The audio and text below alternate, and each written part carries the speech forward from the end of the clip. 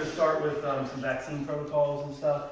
I know sometimes there's a lot of confusion. It's real easy when they come in for the first visit at 8 weeks, blah, blah, blah. It's pretty straightforward, but what about those outliers and stuff like that? And some of us, haven't been here, been in the field long enough to really get used to that pattern. So the core vaccines are going to be our distemper parvo, adenovirus, parainfluenza, not influenza, but parainfluenza, and then rabies.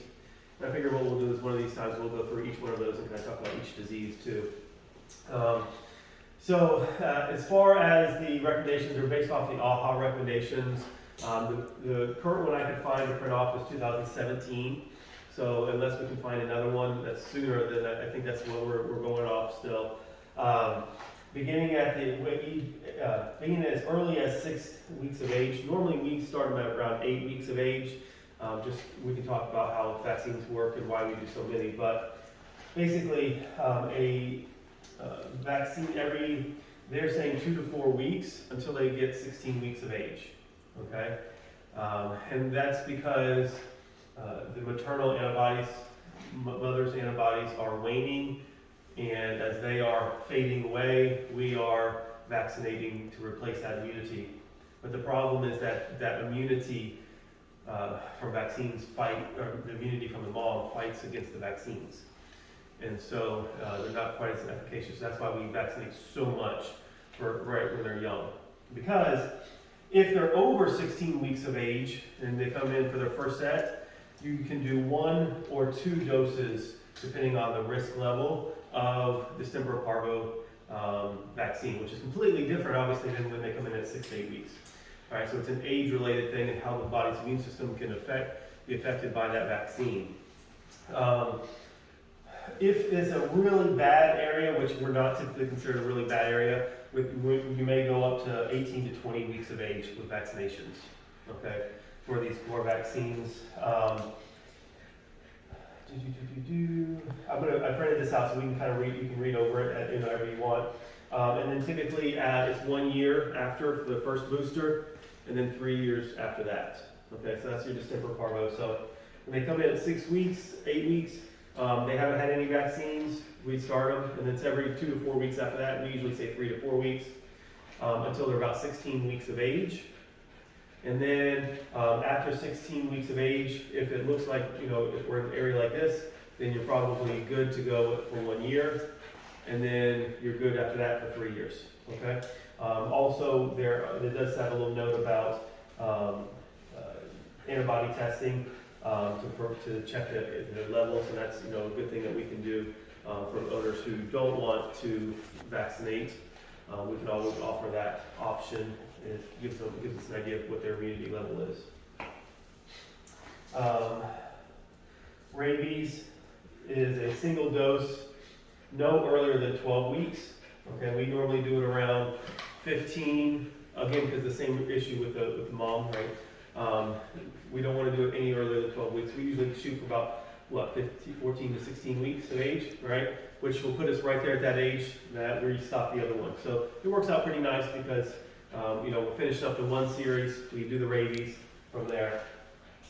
Second dose is required within 1 year.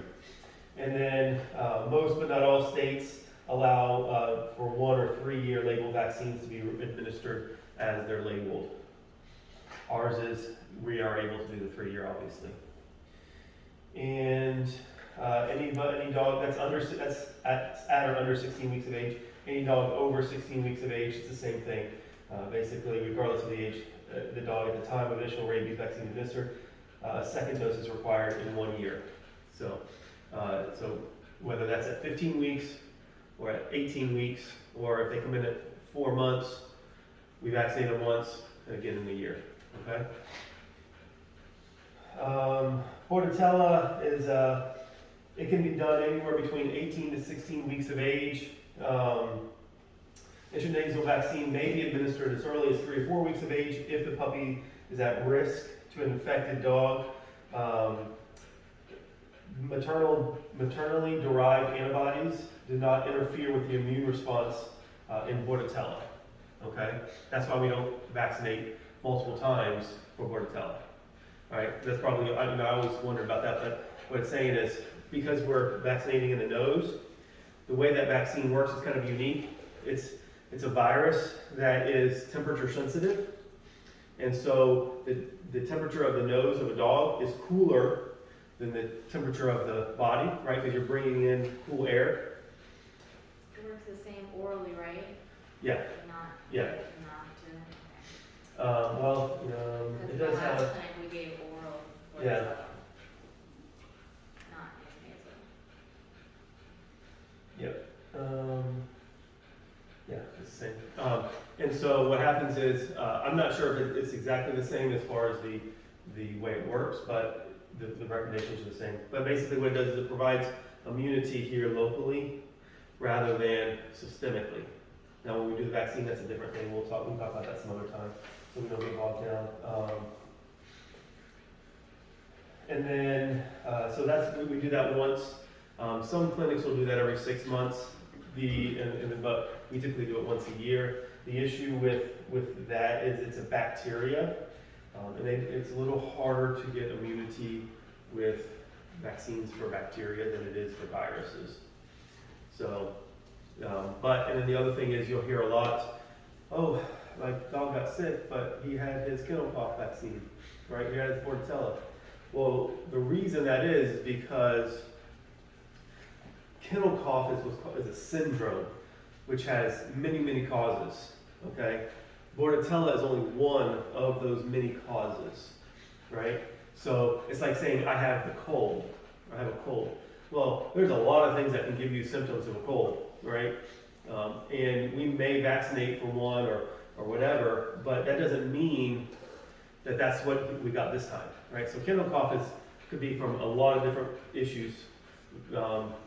Bordetella is just one of those possible causes, all right? And being that it's a bacteria and vaccines are not as good for bacteria, that it could be that it just broke through the immunity. As we know with COVID, vaccines are not always 100%, although some of them are better than others, like rabies does a really good job of vaccination. So, but we know with flu in humans, right, we vaccinate every year, sometimes you still get it. That's because that one mutates a lot and you're always kind of guessing. Some viruses don't mutate that much and so you don't have an issue. So, all right guys, we'll stop there, do the time and we'll pick up.